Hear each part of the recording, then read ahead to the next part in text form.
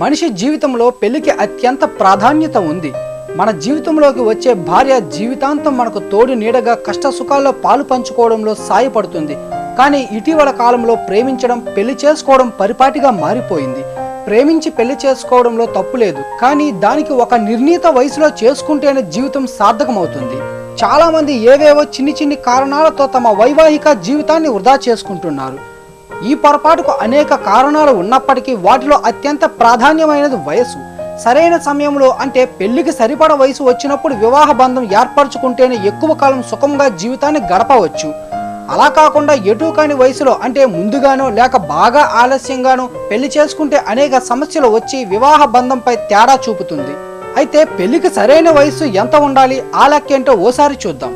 ఇండియాలో 8 ఏళ్ల పాటు నిర్వహించిన సర్వే ప్రకారం 28 నుంచి 32 ఏళ్ల మధ్య వయసున్న వారు వివాహం చేసుకుంటే చాలా అన్యోన్యంగా చాలా ఎక్కువ కాలం జీవిస్తున్నారట.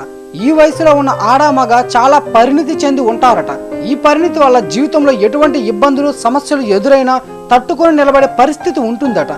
వైవాహిక జీవితానికి ఇబ్బందులు లేకుండా సమస్యలను అధిగమించే మనస్తత్వం ఏర్పడుతుందట. కాబట్టి 28-32 ఏళ్ల వయసు వివాహానికి సరైన సమయం అని పరిశోధకులు తేల్చి చెప్పారు.